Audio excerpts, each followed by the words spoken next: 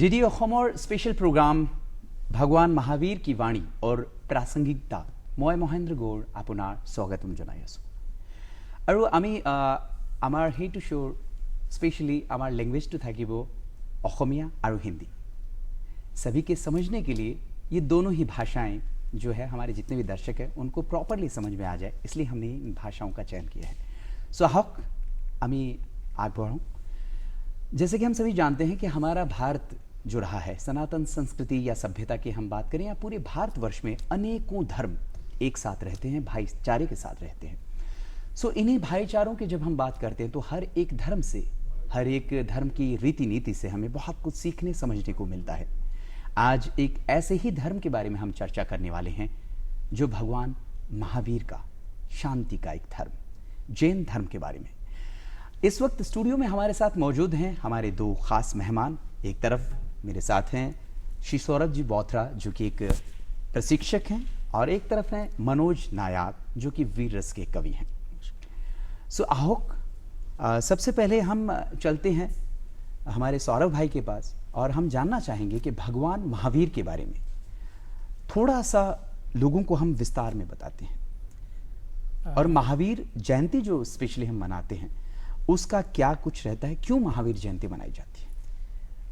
धन्यवाद महेंद्र भैया और धन्यवाद दूरदर्शन केंद्र आम्हा कहते माती बोले आम्ही सोबोके भगवान महावीर जयंती इतिहास एप्रिल माहत आम्ही जी मनाम तेहतर कारण शुभेच्छा प्रदान करीशु। भगवान महावीर जैसे भारत पुण्य भूमि है, संतों की भूमि है, बिल्कुल उसी तरह 2500 वर्ष पहले भगवान महावीर का अवतरण इस पुण्य भूमि में हुआ बिहार में।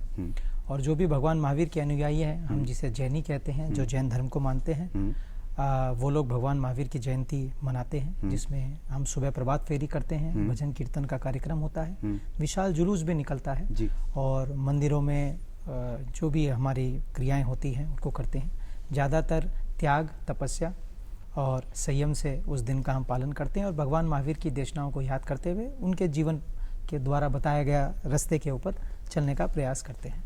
जहाँ तक भगवान महावीर की बात है तो भगवान महावीर का जन्म करीब 2500 वर्ष पहले बिहार में हुआ जी। उनके पिता सिद्धार्थ और माँ त्रिशला के वो बेटे थे। करीब 30 वर्षों तक वो गृहस्थ में रहे और उसके बाद उन्होंने अपने आत्म कल्याण के लिए करीब 12.5 वर्षों तक साधना की और फिर केवल ज्ञान प्राप्त किया और उसके बाद करीब 30 वर्षों तक उन्होंने देशनाएं दी।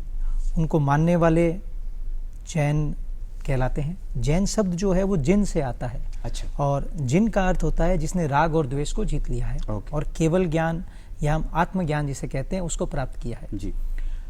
और उसे हम तीर्थंकर कहते हैं और जैसे जैन धर्म में 24 तीर्थंकर माने गए हैं और 24वें तीर्थंकर भगवान महावीर हैं। तीर्थंकर वो व्यक्ति होता है जो तीर्थ की स्थापना करता है। तीर्थ का मतलब है साधु, साध्वी, श्रावक और श्राविका। साधु जो भगवान महावीर के द्वारा बताए गए देशना को पालन करता है और उनके बताए पथ पर दीक्षा लेकर अपना आत्म कल्याण करता है। श्रावक जो ज़्यादातर गृहस्थ होते हैं, श्राविकाएं जो गृहस्थ धर्म का पालन करती हैं। और भगवान महावीर की आज मतलब जयंती जी बिल्कुल हम मनाएंगे, पूरे विश्व में मनाया जाएगा। हम कह सकते हैं कि हमारे पॉपुलेशन बहुत कम हो सकती है पर क्वालिटी में हम जिसे कहते हैं वो अचूक है। बिल्कुल, इस बात से मैं सहमत हूँ। और साथ ही हमारे साथ मनोज जी, मैं आपसे पूछना चाहूँगा जैन धर्म के बारे में आपका नज़रिया या जैन धर्म का इतिहास, इस बारे में आप अपना क्या नज़रिया रखते हैं। धन्यवाद। सबसे पहले सौरभ भाई ने जो जानकारी दी बहुत महत्वपूर्ण जानकारियाँ दी थी और जैन के अवलंबियों को छोड़कर बहुत कुछ लोगों को पता भी नहीं होगा, बहुत सुंदर जानकारी उन्होंने दी। जैन धर्म के बारे में मेरे चूंकि दोस्त है, मित्र है और जो मेरे जानने वाले काफ़ी जैन धर्म के लोग हैं और जब मैं उनकी जो देखता हूँ उनके धार्मिक कार्यक्रम वगैरह, उनका जीवन शैली, उनकी सोच, उनके सिद्धांत जब देखता हूँ तो मुझे बड़ा आकर्षित किया उन्होंने। कितने कड़े नियम, कितने डिसिप्लिन से वो चलते हैं, जो वो वाकई में जो आज की दुनिया की आवश्यकता है। वो जब मैंने उनको देखा तो मैंने काफ़ी पुस्तकें पढ़ी और उनके बारे में जानने की कोशिश की कि आखिर जैन धर्म की शुरुआत, अभी तो वर्तमान में खाली महावीर के बारे में हम लोग जानते हैं, सुनते हैं, हम अपनी पाठ्य पुस्तकों में भी पढ़ा है बल्कि महावीर भगवान महावीर के बारे में उतना हमें पता है। तो मेरी जिज्ञासा हुई कि क्यों ना और पीछे चल के देखा जाए कि ये कब शुरू हुई, क्योंकि हम ये जानते थे कि सनातन धर्म सबसे पुरानी संस्कृति हम तक सुनते आए हैं, ये जैन धर्म का प्रारंभ कहाँ से हुआ। तो मैंने जब पुस्तकें खंगाली तो मुझे पता चला कि जैन धर्म बहुत ही दुनिया के प्राचीनतम धर्म में से एक है जी। और पुस्तकों से मुझे जो चीज़ें पता चली कि जैन धर्म के प्रथम तीर्थंकर थे भगवान ऋषभ देव, वो उनका संबंध अयोध्या से था। अच्छा। मुझे पढ़कर बड़ा आश्चर्य हुआ। और वो स्वयं जो थे क्षत्रिय थे, और सबसे जो मुझे चौंकाने वाली बात लगी कि वो इक्ष्वाकु वंश से संबंध रखते हैं। अच्छा। इक्ष्वाकु वंश जो भगवान मनु, श्री राम मनु और जो भरत का जो वंश है मनु, पूरी आर्यन संस्कृति, तो ये पूरी आर्य संस्कृति है, वो वहां से संबंध रखते हैं। तो मुझे लगा कि आखिर हमारी जड़ें तो एक ही है जाकर के। तो उसके बाद मैंने और मेरी जिज्ञासा बढ़ती गई। मैंने पढ़ा कि भगवान ऋषभदेव जो है क्षत्रिय थे अयोध्या से, और उनके पिता जो अयोध्या के राजा थे, और उनके अपने पिता नाभिराज, जो उनके पिता का नाम नाभिराज था, और उनके पिता के बाद उन्होंने राज सत्ता को संभाला और वो स्वयं अयोध्या के राजा बने। और अयोध्या के राजा बने तो वहाँ उसके बाद अगली पीढ़ी में उनके पुत्र हुए भरत, चक्रवर्ती सम्राट भरत। तो चक्रवर्ती सम्राट भरत हुए। तो इतिहासकारों का मानना है कि जो चक्रवर्ती सम्राट भरत थे उन्हीं के नाम से भारतवर्ष का नाम पड़ा। अच्छा। लेकिन इतिहासकारों के यहाँ पे दो मत है। दुष्यंत के जो पुत्र थे भरत, कुछ इतिहासकार उनको मानते हैं कि भारतवर्ष का नाम, लेकिन कुछ इतिहासकार ये भी मानते हैं जी। तो चलो इतिहासकारों की अलग चर्चा का विषय है। हाँ। तो ये मैंने पढ़ा कि ये बहुत ही इंटरेस्टिंग और पढ़ने की जिज्ञासा मेरे मन में जागी। तो मैं थोड़ा सा समय 1 मिनट का और ले लूँ तो इसी इतिहास के संबंध में आगे बढ़ते हुए। तो फिर यही नहीं, फिर मैंने जब पुस्तकें पढ़ी और नाभिराज और इनसे आगे जब बढ़ा तो भगवान तीर्थंकर के 22वें जो तीर्थंकर थे नेमिनाथ, सही कह रहा हूँ ना? बिल्कुल। नेमिनाथ जी से बहुत संबंध थे। अच्छा। जी हाँ, भगवान नेमिनाथ जी, मैं बताता हूँ आपको कि जब मैंने पढ़ा, ये 4-5 दिन पहले ही पढ़ा कि नेमिनाथ जी और कृष्ण दोनों चचेरे भाई थे। अच्छा। बिल्कुल बिल्कुल। ये आज तक मैंने कहीं पढ़ा नहीं, कभी सुना नहीं, ये जिक्र में नहीं आया। मुझे लगा कि कहीं ये हर जो सोर्स है उस पर भरोसा तो नहीं किया जा सकता। बिल्कुल। आज तो मैंने 4-5-6 जगह पढ़ा तो सब जगह मुझे एक ही फैक्ट्स मिले कि नाभिराज और नेमिनाथ और भगवान कृष्ण चचेरे भाई थे। उनके दोनों के पिता सगे भाई थे आपस में। उनके पिता का नाम था सागर समुद्रराज। नेमिनाथ जी के पिता का नाम कहा जाए तो हमारी जड़ें एक ही हैं, ऐसा कुछ। जैसे भैया ने भी कहा अयोध्या के बारे में या इक्ष्वाकु वंश के बारे में, तो मैं बता देना चाहता हूँ कि जैन रामायण का अपना विशेष स्थान है। अच्छा। जैन धर्म में उनकी भी एक अपना इंटरप्रिटेशन है रामायण जी। और हमारे कई जो आचार्य और संत लोग हैं उसकी वाणी पूरी मतलब देशनाओं में अपने सुनाते हैं। तो सनातन परंपरा की तो जो छाप है उसे तो मतलब नकारा नहीं जा सकता, बिल्कुल नहीं करा सकता। मैं सौरभ जी आपसे एक बार फिर से इस चीज़ पे हम लौट आते हैं। भगवान महावीर के बहुत अलग अलग सिद्धांत, बहुत सी ऐसी चीज़ें जो हमें जीवन में आज के समय में अगर हम अपना लें तो शायद मुझे ऐसा लगता है कि हमारा जीवन बड़ा ही आसान हो जाएगा। एक सवाल मेरा ये था कि जैन धर्म में 2 पंथ है, उन 2 पंथों के बारे में ज़रा हमें थोड़ा सा देखिए। जैसे हर वृक्ष की अपनी शाखाएं होती हैं, थोड़ा असमीज में अगर हो सके तो। हाँ, মানে जैन धर्मर 2টা বেশি ভাগ আছে, এটা দিগম্বৰ, এটা শ্বেতাম্বৰ। দিগম্বৰ পন্থ তেহঁতে মন্দিৰবিলাক পূজে আৰু শ্বেতাম্বৰবিলাক মানে আপুনি ক'ব পাৰে তেহঁতে মন্দিৰ নিচিনা নহয়, ভৱনবিলাক থাকে, তাতে সাধু সাধ্বীবিলাক প্ৰবচন কৰি থাকে। দিগম্বৰ মানুহবিলাক যি মানে যি সাধুবিলাক আছে তেহঁতে অকল সাধনা কৰে আৰু তেহঁতে অপৰিগ্ৰহী হয়। শ্বেতাম্বৰ মানুহত মানে সংঘত ৰহি কিনে চব মিলি কিনে সাধনা কৰে। আৰু মূৰ্তি পূজা যি আছে শ্বেতাম্বৰ মানে তেহঁতে মূৰ্তি পূজাৰ কম পৰিৱেশ আছে, কিন্তু দিগম্বৰ মানে মন্দিৰবিলাক বহুত আছে। তাতে ভগৱান মহাবীৰৰ মন্দিৰ থাকিব, তেহঁতে পূজা অৰ্চনা চব কৰে, কিন্তু শ্বেতাম্বৰ মানুহ এইটো কম থাকে।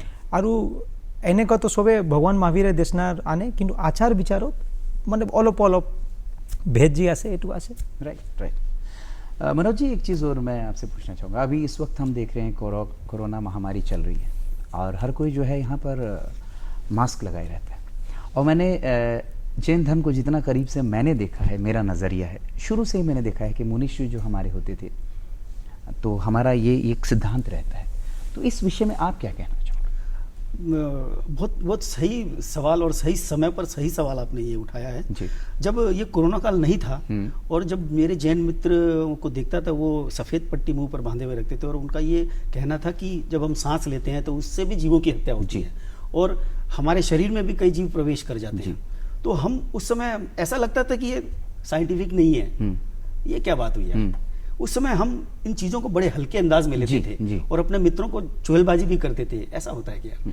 लेकिन जब ये कोरोना काल आया तो हमें समझ आया कि जैन धर्म पूरी तरह से वैज्ञानिक है, बिल्कुल पूरी तरह से साइंटिफिक है। और जो अव्यावहारिक लग रहा है, दरअसल वो अव्यावहारिक इसलिए लग रहा है क्योंकि हमने अपनी जड़ों को छोड़ ही दिया, इसलिए हाँ, अव्यावहारिक सही, लगने लगा। सही। तो अब ये पूरी दुनिया को समझ आ गया कि मास्क क्या है और क्यों लगाना जरूरी था। तपस्या की अगर मैं बात करूं सौरभ भाई, तो मैंने देखा है, क्योंकि मेरे भी बहुत से करीबी दोस्त जो हैं, जिगरी यार हैं, वो जैनीज़ हैं और अक्सर ऐसा रहा है कि मुझे महाराज के ठिकाने में बहुत बार जाना होता है, दर्शन करने होते हैं प्रभु के। मैंने देखा है कि तपस्या में कुछ ऐसी चीज़ें होती है कि बहुत ज़्यादा, जैसे कहा जाता है कि कहीं पर चौमासा जब होता है तो स्पेशली महाराज जो हैं पैदल चल के जाते हैं, कितनी कितनी दूरी वो तय करते हैं। तो ये जो ताकत है वो कैसे मिल पाती है? देखिए, दलाई लामा जी ने एक बार कहा था कि आज के परिप्रेक्ष्य में जितने भी धर्म हैं, जो आचरण जैन धर्म पाल रहा है, वो बहुत अनूठा है और बहुत रेयर है। क्यों है? क्योंकि इस वर्तमान परिस्थिति में भी इतने संकट झेलने के बाद भी आप लोग कर रहे हैं, ये बहुत बड़ी बात है। तो इसमें मैं कहना चाहता हूँ कि आपने जो चौमासा की बात की, तो क्या होता है कि जैन धर्म में जो भी साधु साध्वियाँ होते हैं वो 4 मास एक जगह रहते हैं। जी। क्यों रहते हैं, इसके पीछे भी कारण है। क्योंकि उस समय बारिश का ज़्यादा मौसम रहता है। तो उस समय बहुत सारे ऐसा माना जाता है कि जीवाणु लोगों का जीवों का उदय होता है। तो उदय होने के कारण वो हिंसा से बचने के लिए उसी समय चातुर्मास एक जगह करते हैं। क्योंकि वैसे भी हमारे इसमें सिद्धांत है अहिंसा परमो धर्म। अहिंसा हार्द है। महात्मा गांधी ने भी अपने जीवन में लिखा कि जो प्रेरणा मुझे जैन धर्म के अहिंसा से मिली वो अन्यत्र दुर्लभ है। और देखिए उस अहिंसा को किस तरह से सत्याग्रह में परिवर्तित कर उन्होंने पूरे देश को, बिल्कुल, आज वो हमारे राष्ट्रपिता है, मैं उन्हें भी नमन करता हूँ। जी बिल्कुल। और जो आपने पैदल चलने वाली कही, तपस्या की कही, वो मैं कहना चाहता हूँ कि जितने भी साधु साध्वी हैं वो सब पैदल ही यात्रा करते हैं। वो किसी भी तरह के वाहनों में बैठना या उसका उपयोग करना उनके लिए वर्जित है, क्योंकि ऐसा मानते हैं कि उसमें अग्नि बहुत ज़्यादा यूज़ होती है। तो अग्नि में भी अग्निकाय के जीव होते हैं जी। तो वो चाहते हैं कि वो उनसे दूर रहें। तो ये तो निरंतर है, चलना जीवन है। और साधु साध्वियों का तो एक जगह रहना कोई वो है ही नहीं कि वो परमानेंट एक जगह। बिल्कुल बिल्कुल। तो मैं सौरभ भाई से फिर से एक सवाल है मेरे मन में कि हम कहते हैं अहिंसा परमो धर्म है, जहाँ पर आज देश दुनिया में हम देखते हैं कि चारों तरफ इवन इंसान को नहीं समझ रहा है, मारा काटी चल रही है चारों तरफ। ये उसमें एक ऐसा धर्म जो अहिंसा परमो धर्म की नीति पे चलता है और जो यहाँ तक बिलीव करता है कि शाम को 5 बजे के बाद भोजन ना लिया जाए, ये वाला सिद्धांत जो है, इसमें भी थोड़ा सा मैं चाहूँगा कि आप देखिए, हर धर्म का एक अपना आचरण होता है जी। तो जैन धर्म का भी बहुत सारे ऐसी आचरण हैं जिसे हम लोग पालते हैं। जहाँ तक आपने कहा कि रात का खाना के बाद हम नहीं खाते, वैसे तो ये वैज्ञानिक है, क्योंकि हम मानते हैं कि हमारा डाइजेस्टिव सिस्टम जब तक सूर्य उदय रहता है हमें करना चाहिए। रात को खाने से अपच की बीमारियां और जो होती हैं, लेकिन इसके पीछे ये भी कारण है कि रात को नहीं खाने का पीछे सबसे बड़ा ये कारण है कि जीव जंतु बहुत सक्रिय होते हैं, जो दिन में सूरज के कारण नहीं हो पाते हैं, वो रात में बहुत सक्रिय होते हैं, शाम होते ही। हाँ, तो हम ऐसा मानते हैं क्योंकि अहिंसा हृदय है जैन धर्म का, जैन शासन का। तो इस हिंसा से बचने के लिए जो खान पान से जुड़ी होती है, हमें रात्रि के बाद नहीं खाना चाहिए। इसमें और भी चीजें हैं कि जैसे आपको बहुत सारे जैनी मिलेंगे जो आलू ना खाए, प्याज ना खाए। अच्छा। तो आलू प्याज माने तो जमीनर भीतर पल्लव होए तो ताते बहुत हिंका होए ते होते ना खाए। जैसे मैं हूँ तो मैं लहसुन प्याज नहीं खाता, हमारे संस्कार ही नहीं है वो। हाँ। तो ये बातें हैं। इन सब चीजों के पीछे जो हृदय है वो यही है कि आत्म कल्याण की भावना और अहिंसा, सब जीवों का अपना स्वतंत्र अस्तित्व है। इवन मनोज जी, मैंने यहाँ तक सुना है, शायद आपकी जानकारी में भी होगा, कि जैनीज किसान नहीं होते। वो किसान ना होने के पीछे ये कारण नहीं है, क्योंकि किसान भी अपने आप में एक त्याग और उसकी प्रतिमूर्ति है, लेकिन क्यों नहीं होते हैं ये जानकर मुझे बड़ा आश्चर्य हुआ। और सौरभ भाई शायद इस बारे में ज़्यादा अच्छा बता पाएंगे। नहीं, ठीक है, देखिए हम ऐसा मानते हैं कि ये नहीं कह सकते कि किसान नहीं होते या नहीं है, लेकिन हाँ हम कह सकते हैं कि खेती बाड़ी से दूर थोड़ा सा वो रहता है, क्योंकि हरी चीजों में हम लोग ऐसा मानते हैं कि वहाँ बहुत सारे तरह के यानी जीव हम होते पेड़ हैं। पौधों में भी हम ये मानते हाँ, हैं कि पर्यावरण के मामले में यदि मैं देखूं तो जैन धर्म अपने आप में एक विशेष स्थान रखता है। इसी से मैं जोड़ देता हूं कि पर्यावरण के मामले में भी ये कहा जाता है कि जैन समाज का बहुत बड़ा महत्व है। बिल्कुल। सफाई अभियान जो आज इस वक्त देश में चारों तरफ चल रहा है पिछले 7-8 सालों से, काफी ये है, जबकि जैन समाज का सिद्धांत तो शुरू से ही ये रहा है। बिल्कुल बिल्कुल बिल्कुल। पेड़ पौधे हम ऐसा मानते थे, जब साइंस ने नहीं भी बताया था तब भी ये जैन धर्म ने बताया था कि पेड़ पौधों में अपना जीवन होता है। और क्योंकि पेड़ पौधों में भी जो जीव होते हैं उनका हमारे मतलब इस प्लेनेट के लिए, इस अस्तित्व के लिए बहुत ज़रूरी है, हमें उनका संरक्षण करना बहुत ज़रूरी है।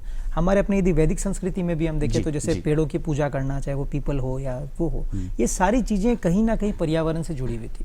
और क्योंकि जैन धर्म अहिंसा, हर चीज़ को अहिंसा के माध्यम से देखता है, तो वो ये प्रयास करता है कि यार इन चीज़ों से हमें दूरी बनाई रखनी चाहिए, क्योंकि इसमें हिंसा भी है और ये हमारे प्रकृति के लिए अच्छा भी नहीं है। मनोज जी, आप क्या कहना? मैं एक इंटरप्ट करता हूँ आपको कि हिंसा की बात है, जहाँ तक अधिकतर जो दुनिया के ज़्यादातर धर्म है वो यही कहते हैं हिंसा करना उचित नहीं है और अहिंसा पर बल देते हैं। जैन धर्म में अहिंसा पर विशेष तौर पर बल दिया गया है।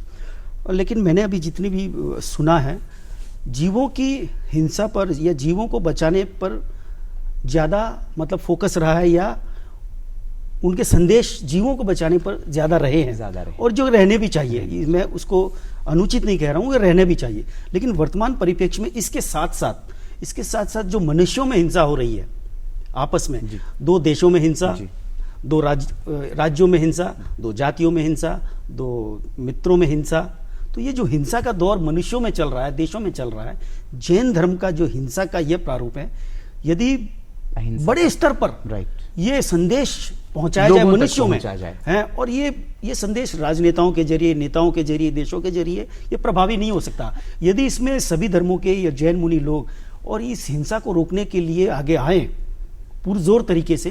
तो ये हिंसा रुकनी बहुत ज्यादा, जीवों की हिंसा तो रुकनी चाहिए, मैं मानता हूँ, लेकिन ये जो हमारे जो आप देखिए दुनिया के किसी ने हिस्से में कहीं ना कहीं तो ही नजरिया एक दूसरे के प्रति हो गया कि मैं ज्यादा ताकतवर हूं इसलिए मैं तुम्हारे साथ ऐसा करूंगा। इसमें मैं थोड़ा सा आपको जोड़ना चाहूंगा। माने जैन धर्म अपने तक सीमित नहीं है, और इसीलिए शायद माननीय हमारे आचार्य तुलसी ने अणुव्रत की स्थापना शुरू की। अणुव्रत के माध्यम से यही था कि व्यक्ति विशेष, चाहे वो कोई भी धर्मावलंबी का हो, उस अणुव्रत के माध्यम से वो जो भी है, आपने जैसे कहा कि वो पॉलिटिशियंस हैं, शिक्षक हैं, उन सब के लिए कुछ व्रतों का निर्धारण किया गया था कि उनका यही मानना था कि संयम जो है, आत्म कल्याण हम जिसे कहते हैं या आत्मनियंत्रण कहते हैं, जब तक व्यक्ति परिवर्तित नहीं होगा, समाज परिवर्तित नहीं होगा, तब तक राष्ट्र परिवर्तित नहीं हो सकता। बिल्कुल सही।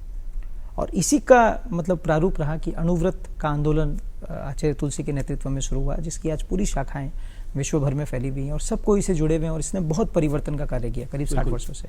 भैया भी जुड़े हुए हैं इनसे, और सभी जितने भी हम, जैसे मैंने आपको बताया ना, मेरा जीवन शुरू से कुछ ऐसा रहा कि करीबी मित्र होने की वजह से, और मैं देखता हूँ जो साधना, जो तपस्या आज जैन धर्म के हमारे गुरु, हमारे मुनिवर करते हैं, इतना साधारण नहीं है। उनका जीवन बड़ा ही कठिन होता है, और जब तपस्या की हम बात करते हैं तो वो सोचना एक आम आदमी के लिए शायद बहुत बड़ा एक, वो सोच तक आदमी पहुंच भी नहीं पाता है। एक चीज़ और मैं पूछना चाहूँगा आपसे कि भगवान महावीर और गौतम बुद्ध जी की जो प्रतिमाएं हैं, उनमें बहुत ज़्यादा समानताएं हैं। जब एक इंसान जिसको दोनों धर्मों के बारे में विशेष ज्ञान नहीं है, जब वो उन दोनों की प्रतिमाएं देखता है तो लगभग कहीं ना कहीं वो कनेक्ट कर लेता है। तो इस पर थोड़ा प्रकाश डालिए।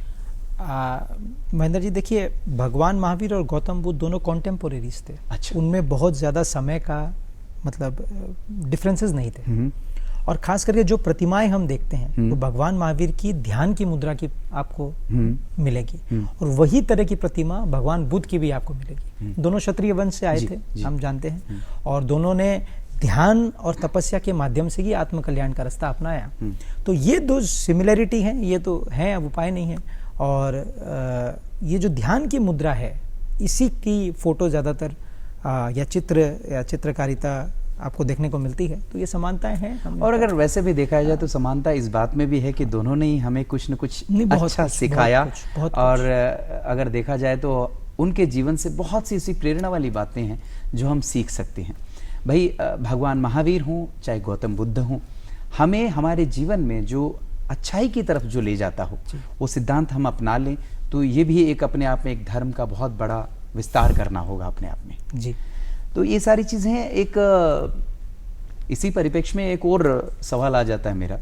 एक मैंने जिक्र सुना था, उसके बारे में मैं बहुत ज़्यादा डीपली नहीं जानता हूँ। संथारा करके कुछ आप में एक वो होता है, व्रत होता है कुछ ऐसा मंदिर भी है कि देखिए, तपस्या जैन धर्म का हार्द है जी।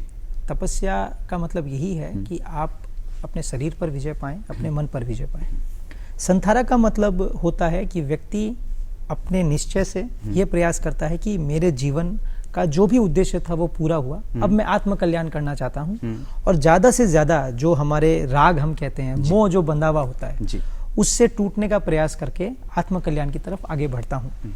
तो ये बता देना चाहता हूँ कि संथारा का मतलब होता है स्व इच्छा से हम मृत्यु का वर्ण करें। लेकिन ये सुसाइड बिल्कुल भी नहीं है, क्योंकि सुसाइड में आप तनाव में रहते हैं, आपकी समस्या में रहते हैं।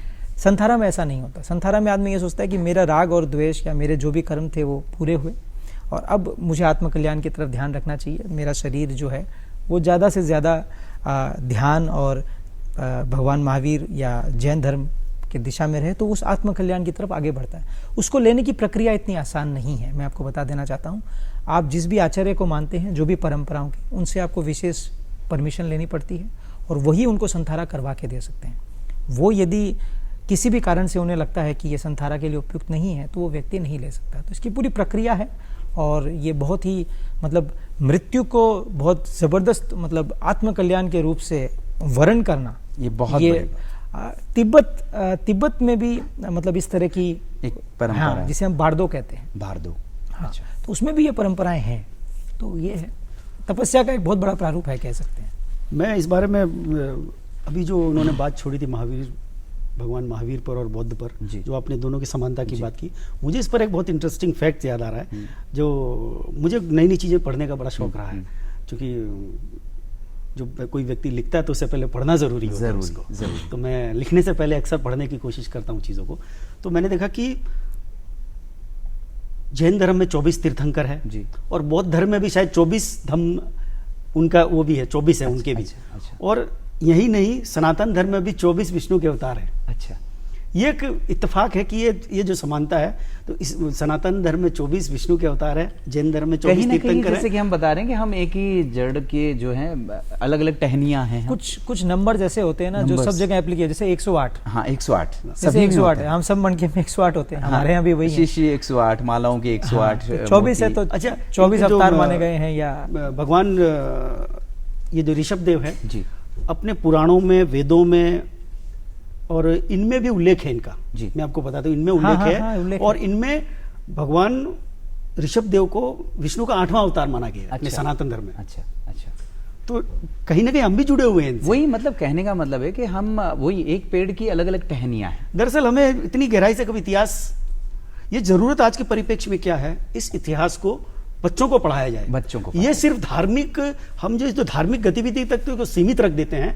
तो आज की युवा पीढ़ी से जुड़ नहीं पाती। दरअसल इसको जरूरत है कि रिसर्च के तौर पर इस पूरे धर्म को, चाहे सनातन धर्म हो चाहे जैन धर्म हो, जितने भी धर्म है, मेरा ये मानना है मनोज जी, शायद सौरभ भाई और आप भी इस बात से इत्तेफाक रखोगे कि दुनिया में जितने भी धर्म है, उन धर्म की जितनी अच्छाइयां हैं, उन सबको एक साथ लाकर बच्चों को पढ़ाकर उनका जो किसी भी चीज में अपनी जो सोच है ना, किसी चीज में कट्टरवादिता ना होकर एक्सेप्टेंस की भावना है, ग्रहण करने की भावना है। क्या बोलते हो आप इस बारे में, कैसे लेते हो आप कुछ अच्छे सिद्धांत जो हैं खासतौर पर? देखिए, हर धर्म के अपने सिद्धांत हैं। सिद्धांतों के आधार पर ही दर्शन का विकास होता है, और दर्शन के आधार पर ही धर्मों का विकास होता है।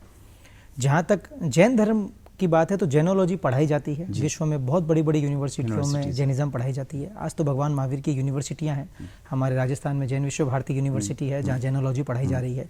मेरठ में है हमारे तीर्थंकर महावीर यूनिवर्सिटी, वो भी इस कार्य में सक्रिय है।